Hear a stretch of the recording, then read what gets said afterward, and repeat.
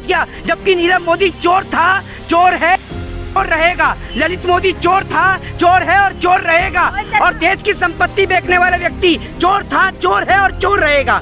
Media सबसे बड़ी चोर है और उसकी चोरी का सबसे बड़ा कारण ये है कि देश की गोदी मीडिया कभी प्रधानमंत्री से सवाल नहीं करती कि आपने कैसे खड़े होकर बोल दिया एक महिला के लिए सुपर्ण शब्द का प्रयोग, आपने कैसे बोल दिया। क्या लग रहा है दुकान बंद होगी?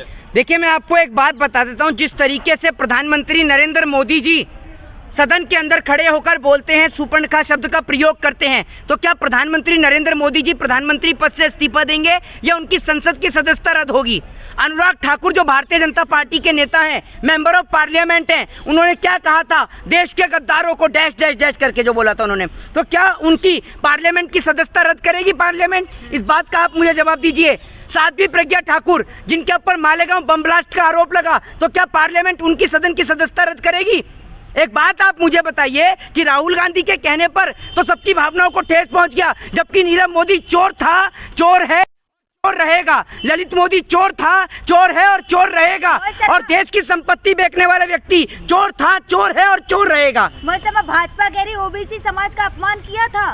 अरे एक बात आप मुझे बताइए, नरेंद्र मोदी जी ने तो महिला का अपमान किया था, नरेंद्र मोदी ने नहीं किया महिला का अपमान। और अब आप ये देखिए, जब उस महिला ने बोला है कि वो प्रधानमंत्री नरेंद्र मोदी जी के ऊपर केस करेंगी, और देखने की बात यह है कि कितनी जल्दी इसमें फैसला आएगा। और ये सबसे बड़ी बात है, पूरे देश में फैसला देखा जाएगा कि नरेंद्र मोदी जी के खिलाफ कितनी जल्दी देता है कोर्ट फैसला। राहुल गांधी ने आज पीसी करके कहा है, मैं सावरकर नहीं, गांधी परिवार, तो गांधी माफी नहीं मांगते। अरे भैया, मैंने आपको पहले ही कह रहा हूँ, क्यों माफी मांगेंगे और गलती थोड़ी करिए।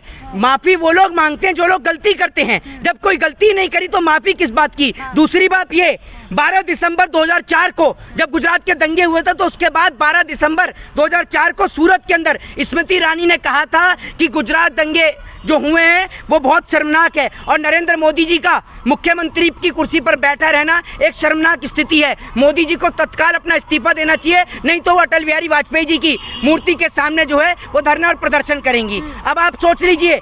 दूसरी बात यह है कि भाजपा की कोई विचारधारा नहीं है, कोई आइडियोलॉजी नहीं है।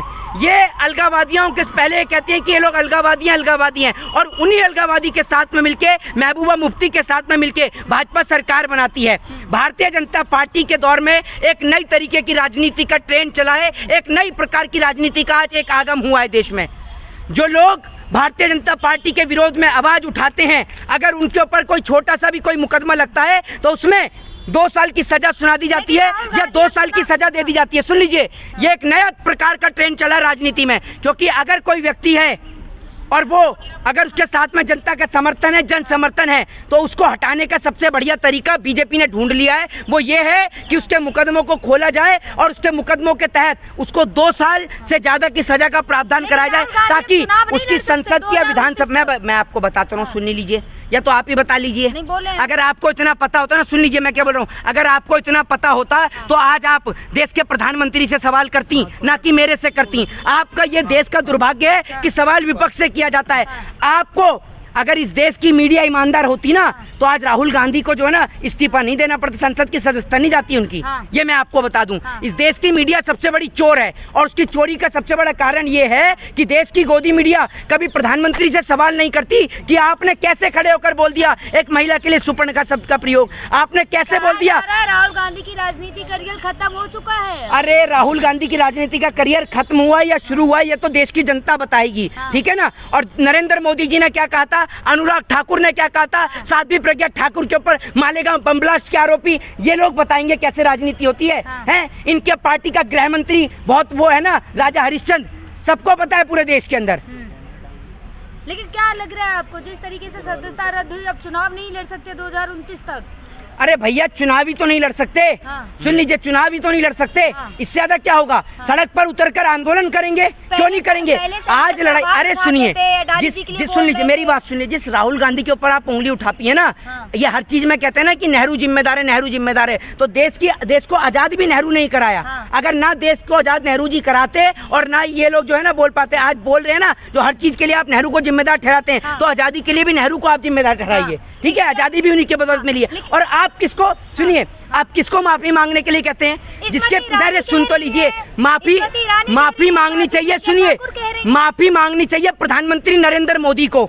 नरेंद्र मोदी जब एक महिला को सुपर्णखा शब्द का प्रयोग करते हैं, माफी मांगनी चाहिए अनुराग ठाकुर को जो कहते हैं देश के गद्दारों को, ठीक है। माफी मांगनी चाहिए साध्वी प्रज्ञा ठाकुर को जिनके ऊपर मालेगांव बम ब्लास्ट का आरोप लगाए, ठीक है। आवाज नहीं उठाई, आज आप कह रहे हैं। और आप स्मृति ईरानी, आप बात कर रही हैं स्मृति ईरानी की। स्मृति ईरानी की क्या आइडियोलॉजी है? जब गुजरात दंगे को लेकर स्मृति ईरानी कहती हैं 2004 में कि नरेंद्र मोदी जी का मुख्यमंत्री के पद पर बैठा रहना एक शर्मनाक स्थिति है, नरेंद्र मोदी जी को तत्कालीन मुख्यमंत्री पद से इस्तीफा देना चाहिए। और आप राहुल गांधी को बात करती हैं कि वो माफी मांगेंगे। अरे जिसके पिताजी ने अपना सर्वोच्च इस देश के खातिर न्यौछावर कर दिया, लिट्टे ने लिबरेशन टाइगर ऑफ तमिल इलम के द्वारा राजीव गांधी को उड़ा दिया गया, तो उनके दादी जी इस देश के लिए उनका लहू काम आया, उनकी माता जी, आप ये देखिए ना, पूरी फैमिली जो इस देश के लिए काम आ रही है। भाई साहब नरेंद्र मोदी जी की तरह नहीं कहते वो चाय बेची है, उनके पिताजी ने, उनकी दादी ने इस देश के खातिर लहू दिया है, चाय नहीं दी। और चाय बेचते बेचते स्टेशन नहीं बेचा, स्टेशन बनाकर दिए हैं, बैंकों का राष्ट्रीयकरण किया है,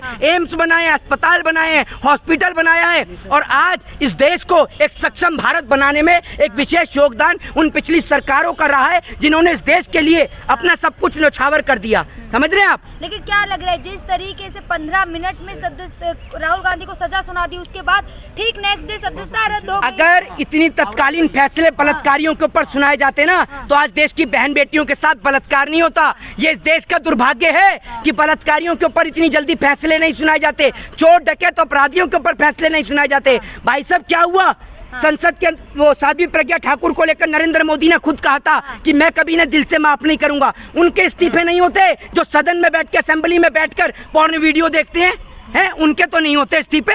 क्यों नहीं होते उनके इस्तीफे? जिनके अरे सुनिए, एक समुदाय के खिलाफ नहीं बोला था, अमित शाह ने बोला था ऐसा बटन दबाइए कि करंट सीधा शाहीन बाग में लगे। उनके तो इस्तीफे नहीं हुए, उनके अरे सुन तो लीजिए, इस्तीफे तो उनके भी नहीं हुए, इस्तीफे तो उनके भी नहीं हुए।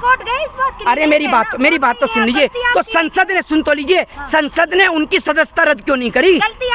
राहुल गांधी, मेरी बात सुन लीजिए। अरे मेरी बात, 2 साल से ज्यादा की सजा। अरे आपको पता है, एक मिनट, एक बात आप मुझे बताइए, अगर राहुल गांधी सदन के अंदर इस बात के लिए कहते तो उनकी सदन की माफी मांग लेते तो सदन की सदस्यता बच जाती ना। तो सदन के अंदर अनुराग ठाकुर को लेकर क्यों नहीं बोला लोकसभा स्पीकर ने कि आपको माफी मांगनी चाहिए? आपने कैसे स्टेटमेंट दिया? स्थापित करने की कोशिश करेगा ना, लोकतंत्र और संविधान के खिलाफ जाएगा। ये तानाशाही है। हाँ तो डालिए ना बलात्कारियों को जेल के अंदर। क्यों बलात्कारी बाहर घूम रहे हैं? आपकी पार्टी के नेता बलात्कारी हैं। कुलदीप सिंह सेंगर कौन सी पार्टी का नेता था सबको पता है। चकला चलाने वाली आपकी पार्टी के नेता। उत्तराखंड में एक बेटी के साथ में जो हुआ था वो आपको पता है, वो इनकी पार्टी के नेता। सारे अपराधी चोर और डकैत तो आपकी पार्टी में। आप लोगों को लोकतंत्र और संविधान का पाठ पढ़ा रहे हैं। जय हिंद, जय भारत, वंदे मातरम।